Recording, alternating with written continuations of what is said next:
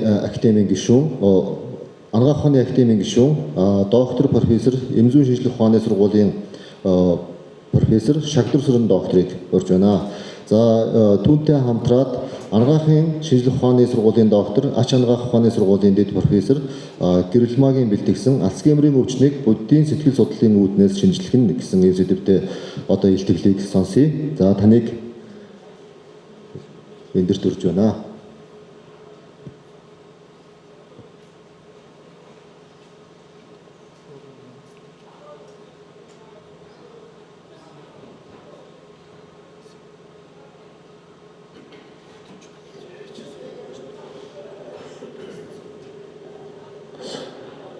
Энд хорон суулсан эрхэм хүндэт лам хуурах болон хамлан эрдэмтэн багш нарт та бүхэндээ энэ өдрийн төмөн амар амгалан айлтгая.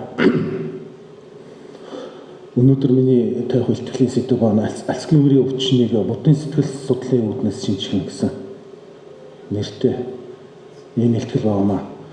Тэгэхээр энэ Альцгеймерийн өвчин гэдэг байгаа энэ зүйл маань орчин үеийн анагаах ухаанд бол одоо хүртэл энэ шалтгаан бүрэн гүйц тайлагдаагүй. Тэгээ онцлогоо нь бас зарим талаараа бас төгс бас болоогүй. Цаг хугацааны аясаар энэ онцлогооны чиг хандлага бол улам боловсронгуй болсон ч гэсэн одоо хүртэл бас онцлогоо нь бас бүрэн гүйцэд боловсруулдаггүй. Тийм болохоор эмчилгээч бас бүрэн гүйцэд бас яг 100% нэг талдаа гараагүй тийм маш маргаантай тийм асуудал өндөртэй өвчин байна. За энэ дээр харуулсан зураг бол анагаах ухааны 4 үндсийн 78 дугаар зураг 78 дугаар бүлэг дээр харуулж байгаа энэ бүлэг ном байна. Тэгэхээр бол энэ бол Альцгеймерийн өвчний гадаад шинж тэмдэгтэй хамгийн их одоо нийцж байгаа шинж тэмдгүүд бол энэ бүлэг дээр бол дурддагдсан байдаг. Жишээлбэл одоо энд маш их одоо санаа сэтгэлээр унаад гасланд нэрвэгдсэний дараа бол ингээд өөрийн оюун ухаанаа алдах магадaltaй гэж хэлсэн байна. Мөн одоо санаагаар сэтгэлийн хямралтай удаан явах. За мөн одоо сэтгэл санааны одоо үйл хэтэрсэн гэж юм. Тэгэхээр энэ бол нэг оюуны хит ачаалал, өндөр ачаалал, стрессийн нөлөөг бас дурдсан байна. За дүүний дагаар бол бас үл цохилдох эдээ ундаг явдалмөр бидний амаар орж байгаа хоолонд чанар чансааны асуудлыг бас тавьсан байна. Мөн одоо хий хямарснаар зүрхний төвийн 8 дэлбэртэй аваад үдийг судсанд бол дээд доод үүд болон баруун зүүн дөрвөн үнцэгт бол энэ өвчин бол бие рүү ордог гэдгийг бол зааж өгсөн байна. За олонхтой бол энэ чихний нөхөр болон чихний судсаар дамжаад хүний зүрх рүү оршдог гэж гэсэн бол бас зарим тохиолдолд бол энэ мангас суруу буюу энэ ядам хуруугаар бол энэ өвчин хүний биед ордгоо гэдэг анагаах ухааны сударт бол бичсэн байна. Тийм ч учраас одоо орчин үед ч болон эртээр үеэс одоо энэ хүмүүсийн ахуй хэрэглээнд ядам хуруунда энэ бүгж зүг ёс байхад яг тэгвэл анагаах ухааны судар номд энэ ядам хуруугаар энэ тухайн өвчний биед оршоод зүрхэнд оршноо гэж бичсэн байна. Тэгэхээр энэ очир ахмас зүүцсэн алтартай зүжигчний зураг байна. Ядам хуруунда. Тэгэхээр очир аламсыг бол анагаах ухааны 4 үндсд бол төрөл бүрийн одоо өвчин болон ялангуяа сэтгэл санааны өвчин гадны тийм гинтийн хорлолоос хамгаална гэд бичсэн байгаа. Очир аламсыг. Тийм болохоор энэ зураг дээр бол ядам хуруун дээр бол очир аламсыг бол зүүсээр гэж байна. За монголчуудын уламжлалт заншилтэй хүртэл одоо энэ хурмын эхнэр нөхрийн бүгжин дээр хүртэл одоо бас тусгай одоо бэлэг дэмрэс сайтай дүрс тэмдгийг агуулсан байх жишээ. Тэгээ энэ бүх зүйлсүүдийг бол энэ анагаах ухааны 4 үндсийн энэ бүлэг дээр бол бичсэн байнамаа. За тэгээд дээр дурдсан энэ зүйлсүүд маань ерөнхийдөө бол хүний биед гадны биед ингээд орж байгаа гэж гарсан байна саний бүлэг дээр. Тэгэхээр энэ одоо нэгэсэндээ одоо энэ зүгээр орчин үеийн хүмүүсийн сэтгүү ой тоонд бол буухт бас зарим тохиолдолд бас зарим хүмүүс бас итгэхгүй шашингүй үзэлтэй ч юм уу одоо өөр одоо бурхны шашинтай бус одоо хүмүүс бол энд бас итгэхгүй зарим нь одоо үлгэр домгийн чанартай ч юм уу одоо тийм ярьж ийн гэж бас зарим хүмүүс бас бодож магадгүй. Гэтэл энэ бол Монгол улсын төр засгийн төвшөнд хилцэгдээд улсын хурлаар батлагдаад эрүүл мэндийн яамны сайдын тушаалаар бол ингээд батлагдсан юм өвчний ангил байх жишээтэй байна. За тэгээд энэ уламжлалт анагаах ухааныг бол ингээд төрөөс хөгжүүлэх бодлого бол 2003 онд бол дахин шинжлэгдсэн. За энэ бодлогот бол уламжлалт анагаах ухааныг бол зохион тохиолох өвчний ангиллыг бол боловсруулах шаардлагыг бол тавьсан. Гэтэл энэ уламжлалт анагаах ухааны өвчний ангиллыг бол эрүүл мэндийн яамны сайдын тушаалаар батлахдаа саяны өвчнүүдийг бүгдийг нь оруулж гисэн байна. Тэгэхээр энэ бол орчин үеийн шинжлэх ухаанч манай Монгол улсын боловсрол соёлын шинжлэх ухааны яамч эрүүл мэндийн яамны бүх талаар хүлээн зөвшөөрөгдсөн үзэл баримтлаа гэдэгт бол энэ сайдын тушаал засгийн газрын тогтоолоор 1999 оны улсын хурлын 46 дугаар тогтоолоор бол батлагдж байгаамаа. Тэгэхээр энэ Альцгеймерийн өвчний шинж тэмдгийг бол өөртөө багтаасан тэр дараах энэ өвчний кодууд байна. За мултуулахад гэдэг энэ хийгээс шараас бадганаас болсон гэх мэт байна. Тэгэхээр энэ Альцгеймерийн өвчний үед бол хүний энэ чамархай духны хэсэг, дагцны эсбийн тархины энэ үйл ажиллагаа муудаад хэмжээгээрээ багасч хатангачны шинж тэмдэг бол явагдав.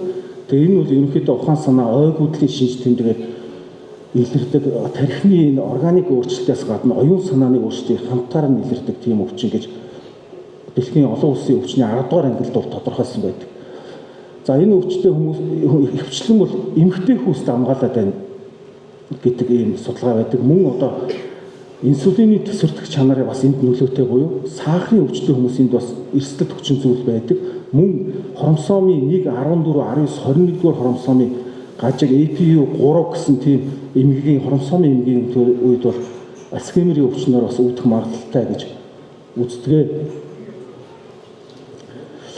За энэ бол бидний уламжлалт анагаах ухааны хөгжлийн одоо зарим нэг хэсэг бол яг харахгүй 8 дугаар богдын жишээлбэл 8 дугаар богдын үед 7 дугаар богдын үед 6 дугаар богдын үед бол энэ манчин гүрний анагаах ухаанд бол маш их хамааралтай чин гүрний анагаах ухааны ном судартай бол маш их холдсон байж идэг. Тэгэхээр энэ чин гүрний анагаах ухааны эртний судар дээр бол энэ ухаан санаагаа алдах, ойгуудах энэ өвчнийг бол тэмдэглэн бичсэн байдаг. Энэ манч хэлээр гарсан энэ номыг бол номон дээрээс бол үзэхэд нэгдүгээрт энэ ухаан санаа алдах маань ерөөсөө хийнээс болдог. Хоёрдугаарт судасны бөглөрлөөс болдог. Гуравдугаарт нь бас хотоотноос болдог гэдгийг өөр юм 1723 онд бичигдсэн номон дээр бол бичсэн байдаг. 3 өвчний шалтгаан. Тэгэхээр бол орчин үеийн анагаах ухаанд бол Альцгеймерийн өвчнийг хотоотны өвчний шалтгаантай хамааралтай гэдгийг бол бас төдийлөн бас хүлээн зөвшөөрөхгүй хэмжээнд бол байдаг. За Альцгеймерийн өвчний энэ үйл ажиллагаа шинж тэмдгүүд Монгол хүний хувьд монголчуудын уламжлалт зан заншил шашин шүтлгийн хувьд ямар байдаг вэ гэх үүднээс энэ зургийг тавьсан. Энэ юу нь бол энэ миний хэн сурга манай хэлсэн зургастай мянган хүний дундаас би хармагц таньдаг гэдэг энэ ой санамжийг эртнээс олон малыг түмэн олон малыг ингээд бүгдийг таньдаг энэ ой санамжийн дасгал малаа нүдлэх энэ одоо монголчуудын зан заншил бол өтөл насандаа бол ингэж өссөн хүүхэд бол Альцгеймерээр өвчих нь бол харьцангуй бага байх тохиолдол маш өндөр байдаг. Тэгээ энэ мал малах энэ уламжил монголчуудын малаа одоо энэрч хайлах энэ уламжлалтай маш их салшгүй холбоотой монголчуудын Альцгеймерийн өвчнөөс өрсөлдсөн сэргийлэх энэ арга ажиллагаа бол явагдаж ирсэн байдаг. За тэгээ хоёрдугаарт нь энэ ханаагүй тосны хүчний агуулмжтай хүнсний хэрэглээ бас энэ Альцгеймерийн өвчтэй маш их холбоотой байдаг. Орчин үеийн анагаах ухааны судалгаа. Тэгээ Монгол хүмүүсийн хүн амын дунд 100-аас дээш насанд байгаа хүмүүсийн хоолны дунд судалгаа хийгээд үзэхэд бол сүүлний хэрэглээ бол олон давтамжтай гарсан байна. Тэгээ сүүл нь бол одоо ургамалд байдгүй, далайн гаралтай хүнсэнд байдгүй маш чухал тийм уурга сүүлэн тийм ханаагүй тосны хүчлүүд байдаг. Энэ нь бол тархины үйл ажиллагаанд маш сайн үүсдэг. Альцгеймерийн товрог үүсгдэг гэсэн судалгаанууд Монгол эрдэмтдүүд хийсэн байдаг. Тэгээд бага наснасаа сүүл хөхөж өссөн хүүхдүүд маань хөгшөөр насан наяар ирэхэд энэ өвчнөөс бас тойроод гарах боломж магадлал нь тун өндөрөө гэж үзэж байгаа. За орчин үеийн анагаах ухаандаар бол ивастигмин гэсэн энэ нэмийг бол Альцгеймерийн өвчнөд бол хамгийн төлхөө хэрэгжилж байгаа. Мемантин гэсэн юмнууд энийг бол дандаа сэтгэл мэдрэлийн эмчийн жороо сэтгцэн эмчийн хяналтанд ордог. Гэхдээ энэ юмнуудаа ерөнхийдөө ухааны дутагдал оюуны хомсдолд хэрэгжилж байгаа боловч энийг уугаад байх тусам бас тэр шинж тэмдгүүд бас даймжрах, элэг бүр хордуулах айхтар тийм үйлчлэгтэй байдаг. Гэтэл бас энэ сүүл агуулсан одоо сүүлтэй хуушуур ч юм уу ийм хоол хүнсийг бол монголчууд хэрэглэдэг нь бол энд бол эрэг нөлөөтэй. За мөн уламжлал анагаахунд энэ гарав чагтаг буюу энэ орчин үеийн ловтой панакс нотож иншин гэдэг энэ хүн орхоод нэг хөвгшөлтийн эсрэг урамжлуудыг бас уухаар тариагаар бас хэрэгжилж исэн уламжлалт дэлхийн нийтээр бол бас байгаа. За энэ гол үйлчлэг нь бол амлоид уургийг багасгадаг апоптоз буюу эсийн мэдрэлийн эсийн одоо төсвөрлөх чанарыг нэмэгдүүлдэг гэдэг олон судалгаа бол PubMed тэргүүтээ бол анагаахын сайтуудад болон байдаг. За дараагийн нэг уламжлалт анагаах ухааны бол энэ ламид 25 буюу хондшгүй 25 гэдэг ийм үрэл байдаг. Энэ үрэл нь болохоор одоо тархины төрөл бүрийн гэмүүдэд хэрэглэн тархи толгой өргөх, толгоогоор хатгуулж өгдөх, нүүр ам уурих, тэгээ ухаан санаад ордох, тэгээ сэтгэл амаргүй болох. За ялангуяа энэ див гэсэн бүх өвчнөд хэрэглэнэ. Энд бол дээд гэж бичсэн байна. Тэгэхээр див гэсэн үг маань монгол хэлэнд орсон нөгөө хүмүүсүүдийг энэ дивтсэн хүн байна. Энэ нэг бол сүүдэр эсвэл бузарч гэсэн нэр томьёогоор орчвол див гэсэн тийм өвчнийг бол бүр ингээд ламид 25 эмийн зааварт бичсэн байх жишээ нь. Тэгэхээр энэ див гэдэг энэ өвчин маань явж байж саяны Монгол улсын сайдын тушаалаар багтаасан тэр өвчний умартуулагч ад тэргүүтээ өвчний юун дээр бол див гэдэг нэр томьёо мөн гарч эмчилгээнд гарч ирж байгаа. Тэгэхээр бид нэр түрүүний эхний нүүрэн дээр энэ хүний зүрхний судасд энэ өвчин оршдгоо гэд байсан баг. Тэгээд энд нэг тунгалах цүвийн ялгаралт гэдэг уламжлалт анагаах ухааны онолтууд яг энэ үйл ажиллагаа буюу энэ бодисын солилцоо яг хэвийн болгодог энэ доор үүдэг энэ данжуурын хуу ботоос авсан энэ тунгалах цүвийг оронд нь оршуулагч гэж юм байна. Энэ болохоор яг одоо орчин үеийн хоол амтлагч олон төрлийн ийм урамлууд орсон. Бас тунгалах тавч гэдэг, дамаажигч гэдэг гэсэн ийм урамлага. Тэгэхээр энэний гол нөлөөлөл нь болохоор тархинд үүсэж байгаа тэр амлоид уургийн мэдрэлийн хэсэг гэмтээгээд тэр хорт уургийн үүсэлтийг бол багасгах онлын үндэстэй тийм юм байна. За тэгээд нэгэнт бол энэ өвчний шалтгааныг бол див гэдэг уламжлалт анагаах ухааны энэ найрлагын онолд бол хэлсэн байдаг. Гэтэл энэ див гэдэг энэ өвчний талаар бол өндөр гэгээн зан назар Монголын Жавсан дамын хотготуудыг бичсэн ийм бас ном судар байж байгаа. Энэ дээр бол хоёр тийм дивийн үед уншдаг див узрын тэр эхнийх нь бол Дамб Минжин Жорвао гэж найруулсан. Энэ Жавсан дамын хотогт найруулсан гэдэг юм бичсэн. Энэ дивийн эсрэг үйлчлэгээтэй гүрэн заслын уншдаг сангийн ном байна. Хоёр дахь нь бүр тэр улаанаар бичсэн Халах Жавсан дам Жорвао гэдэг энэ бүгд одоо энэ хоёр дахь ном бол бүр хий шар бадхан өвчний дивийг арилгана гэд бүр бичсэн байна. За бүгэн одоо олон өвчнөө болон хүний одоо ахуй амьдралын чанарыг саатуулах тэр эмгэг одоо нөлөөллүүдийг энэ дивийн сударт бол бичсэн байдаг. За дараагийнх нь нэг энэ соён бүсгээр бичигдсэн хуучин монгол бичиг хавсарч бичсэн орчуулагтай ном байгаа. Энэ болохоор өөсөө төрсөн хаан нэрт ухааны шиштэр гэдэг ийм өндөр гэгэний өөрийнх нь бичсэн гэж үздэг ном. Энийг бол Утганбаатар доктор багшийн орчуулгаар та бүхэн төрөж байна. Тэгэхээр энд бол энэ Альцгеймерийн өвчин маань өөрөө ерөөсөн мунхрал буюу ухаангүйтгэхийн нэг хамгийн хүнд хэлбэр гэж үздэг. Тэгэнгүүт өндөр гэгэний зан азар энэ бүх өвчин бол мунхаас үүснэ гэдэг анагаах ухааны дөрвөн үндсээр байдаг тэр нэр томьёог илүү цааш нь гүнзгийрүүлээд хоёр шат ингээ ахиулсан бичсэн байх жишээ нь. Тэр нь болохоор сэтгэгтэн хоёр гэдэг бол нийлээд түүнээс бол одоо мунх гарна гэдгийг энийг бол үлгэр маягаар бичсэн тийм ном байж байна. Тэгэхээр энд ухаангүйдлийн одоо цаад уг шалтгааныг манай халах богд маань ингэж бүх цаашаа лавшруулан ингэж бичсэн тийм соён бүсгээр бичигдсэн их бичгтэр бол мунхыг бол цаад уг үндсийг бол бичсэн байдаг юм аа.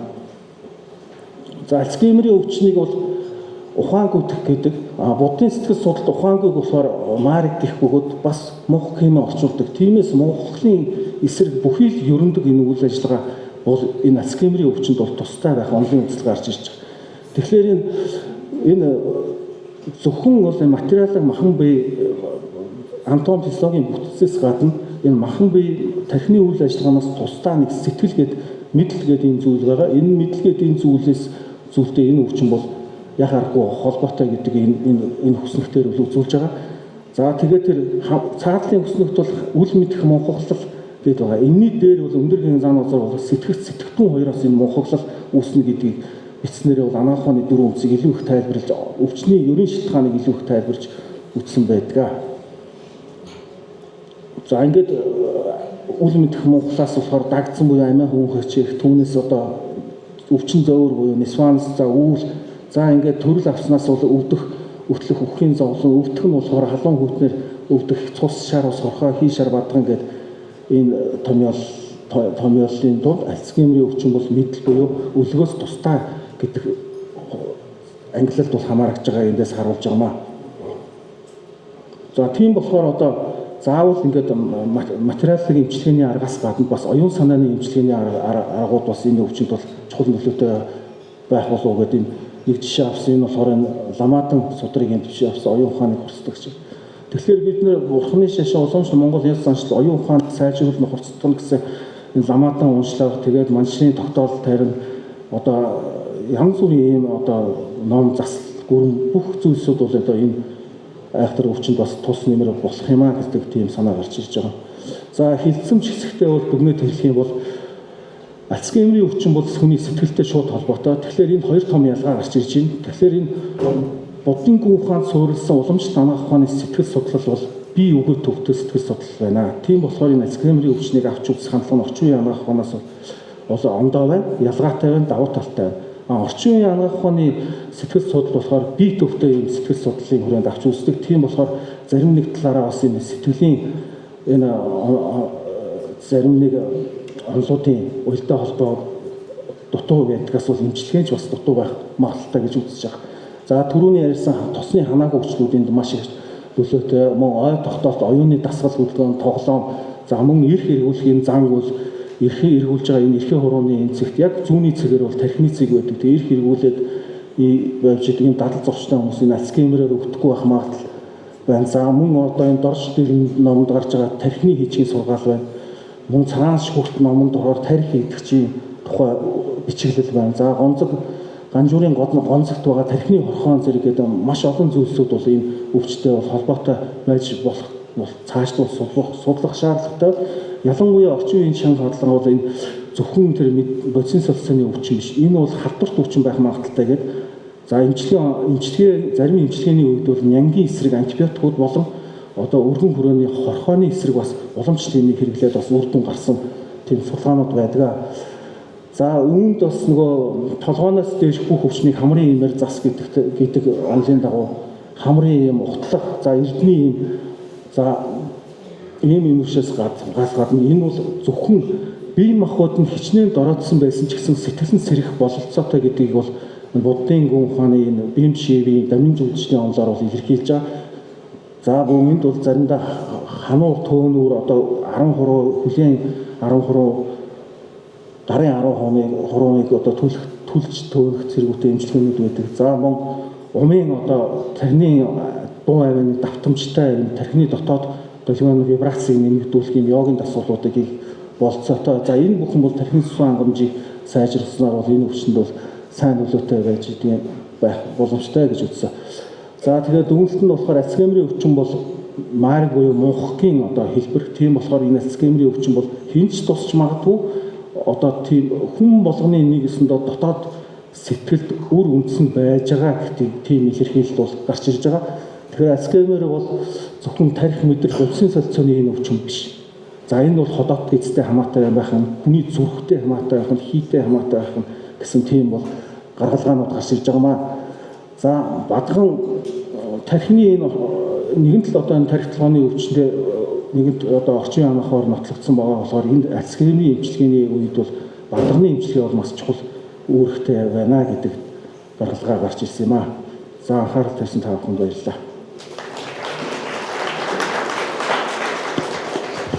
За Шагдар Сүрэн доктортой баярлалаа. Уламжлалт анагаах ухааны үүднээс Альцгеймерийн өвчнийг хэрхэн яаж онцлох, яаж эдгэх талаар өөрийнхөө судалгаанаа танилцуулсан танд дахин талархлаа илэрхийлье.